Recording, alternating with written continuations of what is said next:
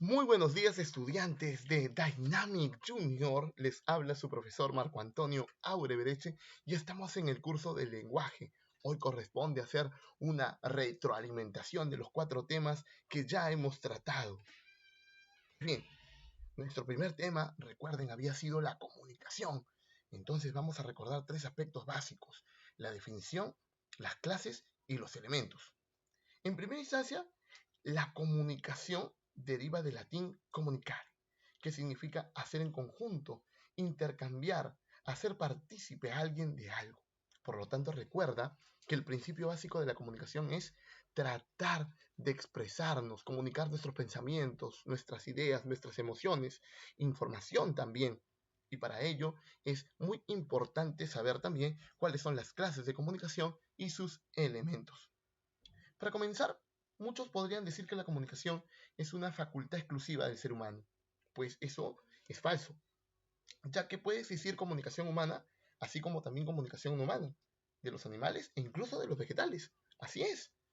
Sorprendente, ¿cierto? Pero nada más cierto que ello. Pues bien, en el caso de los elementos, muy importante, estamos hablando del emisor y el receptor en primera instancia. El emisor, quien transmite; el receptor, quien recibe la información. El mensaje vendría a ser el contenido de las ideas, mientras que el código es el sistema de signos. El canal es el medio portador del mensaje. Y el contexto vendría a ser el espacio y el tiempo en el que se desarrolla la comunicación. Vamos ahora al tema número 2, las funciones del lenguaje.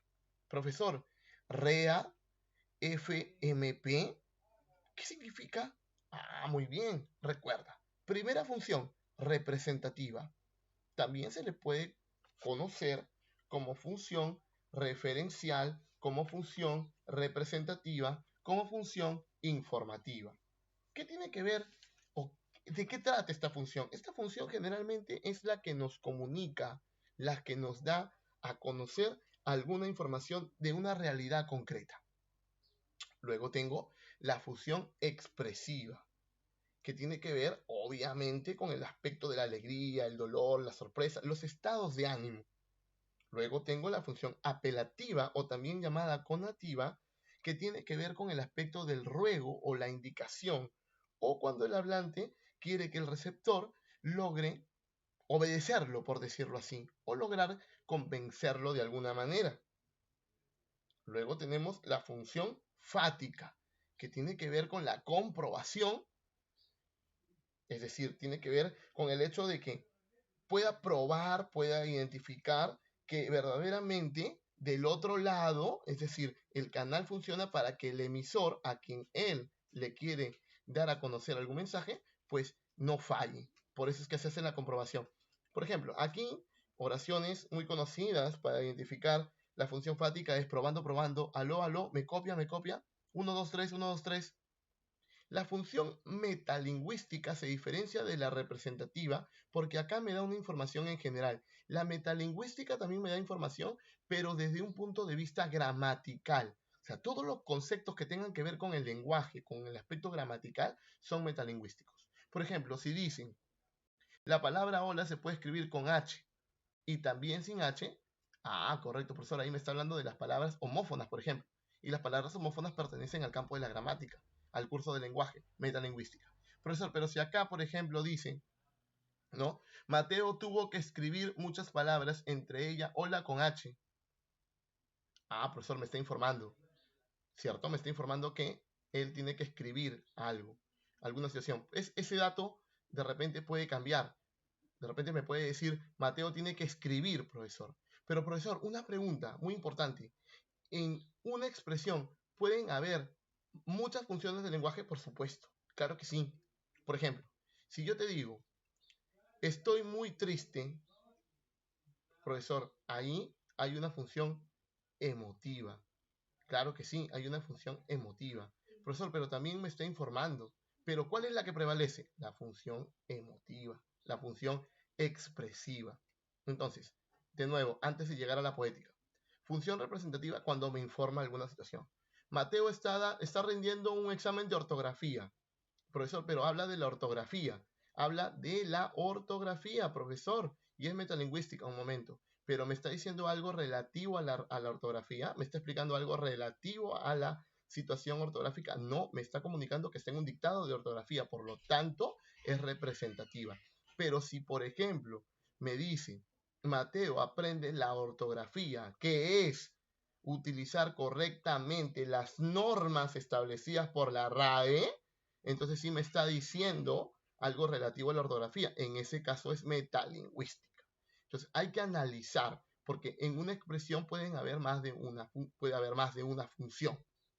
Entonces tengo representativa, tengo la emotiva, tengo la apelativa, que es una orden, un ruego, por favor, silencio, retírense inmediatamente.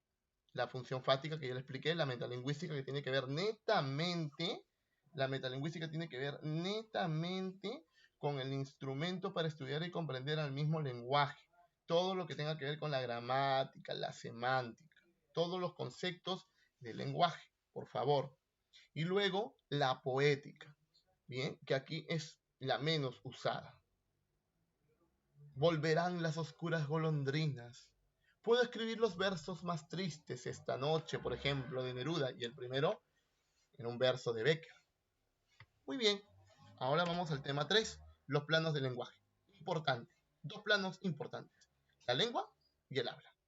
Entonces, cuando hablo necesariamente de habla, estoy hablando del uso individual. Es muy importante que sepas eso, el uso individual. Y ahora, la lengua queda definido, ¿bien?, como un producto de la facultad del lenguaje y a la vez tiene que ver con un conjunto de convenciones de que vale un cuerpo social, o sea, una comunidad.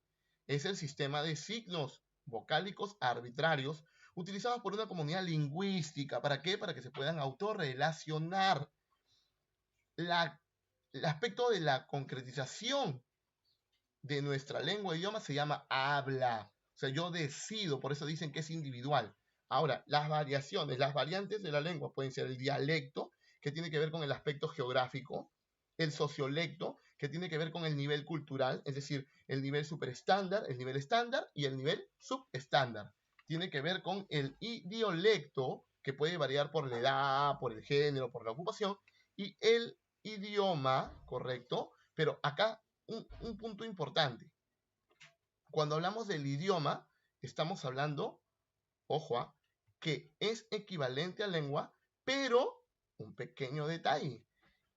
Un pequeño detalle. Y tú lo debes saber, lo debes recordar. La diferencia, escúchame con atención, la diferencia entre la lengua y el idioma es el aspecto político. Entonces, retomo. En el aspecto de la lengua, en el plano de la lengua, se dan las siguientes variantes.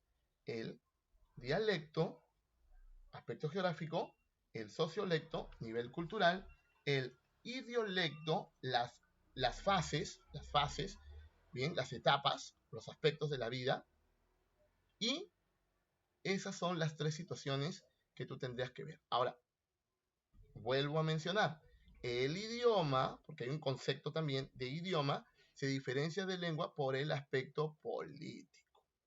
Bien, y el habla es el uso individual. Finalmente, el signo lingüístico. Para el signo lingüístico tenemos que saber cuáles son sus principios. Es biplánico porque tiene dos planos. ¿Cuáles son? El significado y el significante. Bien, luego, profesor, tenemos también aquí la arbitrariedad. Es decir, yo puedo tener varias palabras escritas de diferente forma por el idioma, pero la esencia, el significado es el mismo. Es decir, el mismo significado con diferentes tipos de escribirlo por los idiomas. Eso se llama arbitrariedad. Profesor, el aspecto de la cadena de fonemas tiene que ver con la linealidad. Profesor, cuando la palabra puede cambiar, puede evolucionar, mutable. Y cuando la palabra no puede cambiar, profesor, inmutable. Y cuando habla de fonemas y habla de morfemas, doblemente articulado. Esos son los principios del signo lingüístico. Muy bien, muchachos, hemos realizado 4 temas y espero que esta retroalimentación, reforzamiento haya servido para que ustedes puedan recordarlo de buena forma, y yo estoy seguro que ustedes, que son lo máximo, de verdad que son lo máximo ustedes, a través de este repaso, simplemente van a ajustar detalles con respecto al conocimiento. Conmigo será hasta la próxima oportunidad. Éxitos y bendiciones.